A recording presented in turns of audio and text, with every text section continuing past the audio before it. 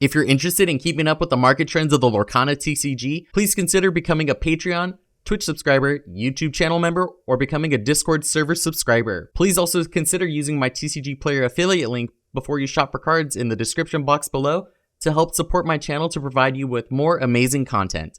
Game on, everybody, and welcome to another video. In today's video, we're going to be going over 20 different deck builds for Disney Lorcana, the first chapter. Let's get started. For an overview, we will be going over every single color combination, so that'll be 21 decks in total. I plan on making this a reoccurring series on my channel, so if you guys are interested in this kind of video, please consider subscribing and liking for more videos. We're going to quickly talk about monocolor decks for the time being, and then we'll move on to actual color combinations. So up first, we have Amber. Amber gives you the most songs synergy and also provides healing, support, bodyguard, and building wide boards. These deck lists are available in the description box below and on my Discord, so if you guys want easy access to them, please consider joining. Amethyst gives you the most card draw, recursion, and has the most challenger keyword, I believe. And then we have Emerald, which kind of showcases more a stun, control, and most actions played. We have now Ruby, which gives you the keywords such as evasive and rush, and also provides the most hard removal such as through Dragonfire or Maleficent, and also allows you to board wipe with Be Prepared. And we have Mono Sapphire. This deck showcases mostly items and ink ramp that allows you to play into getting a high ink well. And then we have Steel. So Steel is basically those really big bodied cards, allows you to do splash damage and consistent damage over time, such as like chip damage. There isn't really a reason to play mono style decks at this current format. You really want to pull the key strengths of a color and mix and match together. Perhaps in the future we can see mono style decks being played, but there currently isn't a payoff to play just one color at a time. So let's talk about actual color combinations. Up first we have Amethyst Amber, or I like to call this the Doc Rock Army.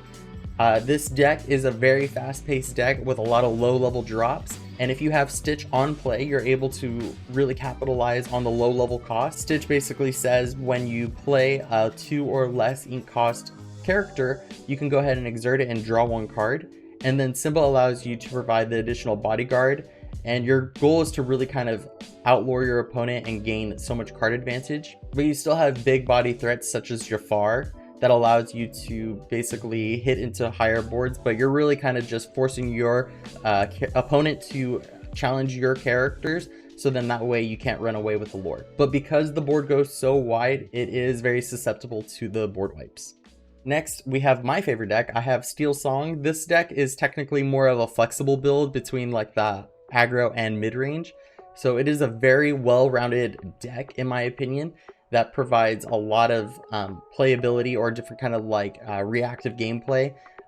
Do note though that this deck has been pretty difficult to kind of play for newer players because it does provide a high skill ceiling that might be kind of difficult to learn at first, but and you have to kind of know what other cards are available in the current game to kind of like react to your opponent as best as possible. And it's really all about making super effective trades as you play. You have key cards like Ariel that can sing your 5-cost ink cards for free essentially. And then you have on the high end Stitch with a very high lore count.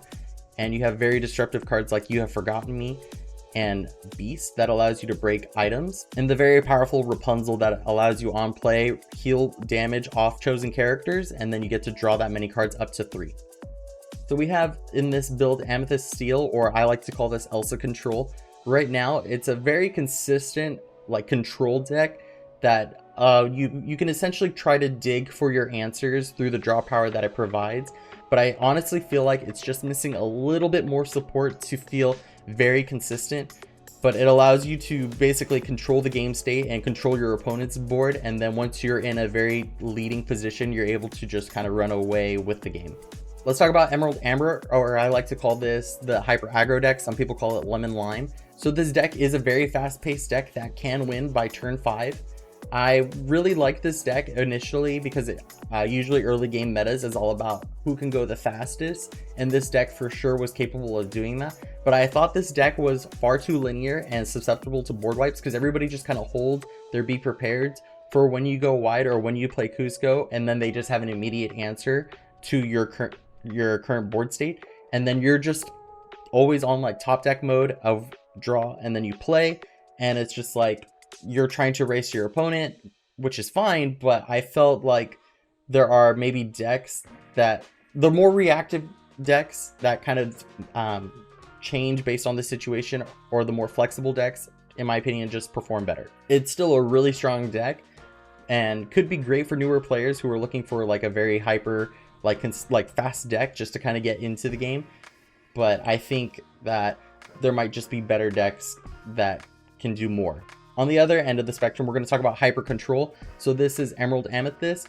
This essentially demands answers from your opponents before you, like, in order for them to play the game, they have to respond to your current game state, because you'll be controlling the board, kind of like locking them out, or hyper, like you have really high lore counts with Cusco and Hans, and you have really great draw power through Maleficent and Friends on the Other Side. A lot of like board bounce as well through Mother Knows Best and Genie on the Job. But I still think there are decks that can do what you're trying to do here better because they're more flexible. Moving on, we're going to talk about Emerald Steel, or this is the Whole New World mill style deck. This is an alternative win condition that most players aren't expecting or being ready for, and you kind of just play a different game than everybody else because your whole goal is to deck your opponent out, make them have 0 cards in deck, and when they go to draw for turn, they lose the game. In my opinion, this isn't a super reliable strategy. It's more of a gimmick kind of deck, and you also have to play more than 60 cards to ensure that you have a better chance of not decking out yourself, because when you resolve a Whole New World, you have to resolve the card first, and if you're out of cards to draw 7 and you don't have 7 in your deck, you lose the game. So that's one of the cons for this deck, because you do have to play more than 60, and typically that's maybe not a problem because a lot of people play Amethyst for the draw power or Amber for the draw power, and they'll go through their deck faster than you can, and then once they realize what they're up against, they're like, oh no, I'm in trouble. I have to basically kind of recuperate my resources into my deck so I don't get decked out. Let's talk about now Ruby Amber, which is, I like to call this the Mulan Army deck. This is a lot of like playstyle similar to like the Amber Amethyst, but except that it has a better payoff when it comes to like Mulan. Like it has a different like win condition where if you play Mulan and you have a lot of little guys, they all gain the additional lore, and you're able to kind of it's a combo deck. But the problem is that I feel like it's missing some key cards to make it even more consistent. It is a very aggressive wide playstyle that gives a great payoff, but I think it's just not as consistent yet. Let's talk about Ruby Amethyst Control. This is by far one of the most extremely consistent deck, and it has answers to almost every matchup, including the mirror. Just note that you do require to get to the end game of like 7 ink, so then that way you can basically kind of run away with the game. If you can get to the late game and your opponent hasn't aggroed lured their way up to 15-ish, you're in a very favorable place and can win. The only difference for this build in particular is I might change the Jet Sim for a Brave Little Tailor, or I might add some more elses and such, but this is kind of how I would build the deck. Do note that I built this because it is like one of the most popular decks. I build it in a way to counter the mirror match, and if you can tech out for the mirror match, because it is one of the most represented decks, you can see a lot of success with it. Let's talk about Ruby Emerald, or the evasive deck. This is a very easy deck to play because you're essentially just playing characters that are unreachable or demand like removal of some kind, and you're racing to get to 20 lore before your opponent. The issue is that it's a very linear deck, and not much beyond the evasive mechanics is kind of going on for this deck. It is a great budget option though, so if you're really trying to get into a competitive Lorcana deck, this would probably be the best deck for the time being. Moving on, we're going to talk about Ruby Sapphire, or the Hyper Ramp Control deck. This allows you to get to endgame much quicker than other decks because of the blue playstyle. The issue is that it kind of runs out of cards too fast because it does lack a lot of draw power, but maybe in the future, once we get more additional draw power through Sapphire or a Ruby, this could see a lot more play. It unfortunately kind of feels like one of those decks though that has a lot of top deck mode, where you're kind of just drawing to see hopefully what you can get, but it does have great removal through Maleficent, Dragonfire, Let It Go, and Be Prepared. Again, the issue is just trying to get to the end game, but this build gets you there faster than most. And we have Ruby Steel, or the removal deck as what I like to call it. It's a very strong deck that provides removal for almost any occasion through Fire the Cannon, Smash, and Dragonfire. You also have really big cards like Maleficent and Be Prepared and Grab Your Sword. Like, this kind of allows you to go wide or just kind of spot removal as it goes. You even have Beasts that can remove like item cards. I think this deck is cool, but it's very slow because it doesn't provide enough draw power, and you really kind of rely on a whole new world to make you get the most benefit out of drawing or seeing most of your deck. But I think there might be a case of there's too much removal going on for this deck. Let's talk about Sapphire Amber, or as I like to call this, Princess Midrange. So this is a very strong synergy deck that allows you to basically learn the fundamentals of like combos, where the princess will allow you to heal your bodyguards, and your bodyguards are going to be protecting your princesses. You'll definitely want to try to hard mulligan for a Rapunzel and a Maximus to allow you to get a body on board and provide healing. Or on the lower end, you can go ahead and try to get a Simba and Ariel in play. This deck does play a lot of songs, so you want to go ahead and maybe even see an Ariel to try to get you into those songs, and then half of the songs can be turned into ink. And if you don't end up seeing those characters, you can hard cast Be Our Guest to try to filter your deck of the top 4 to add a character. We have another gimmick style deck of Sapphire Amethyst, or the item OTK.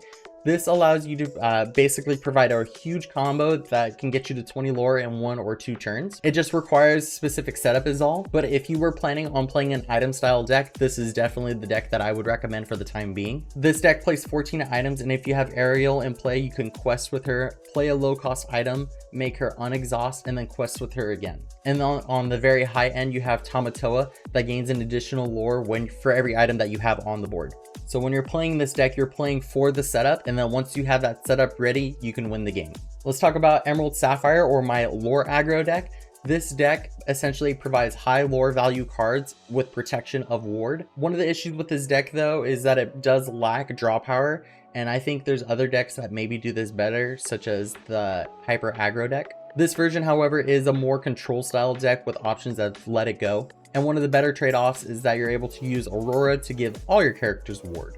Let's talk about a fan favorite of Sapphire Steel, or a lot of people like to call it Blue Steel. This is my Belle Bodyguard deck. This deck provides you a very explosive ramp on your ink. If you can manage to protect Belle, that should lead you to your game's win condition. Just note that a lot of people will be coming after her with cards such as Maleficent or Dragonfire or Let It Goes. So that was all 21 of my deck builds for the first chapter. I plan on making these videos every time a new set is released, so if you guys are interested in more, please consider subscribing. If you have any questions regarding these decks, please consider reaching out to me on Discord or Twitter. The deck lists are available on my Discord or in the description box below, or you can scan this QR code. A bunch of people have been reaching out to me regarding different builds for other colors, so I figured that making a video like this and kind of updating as time goes on is just going to be a fun idea. So thank you again everybody so much for watching and subscribing. I'll see you in the next video. I'm out of here.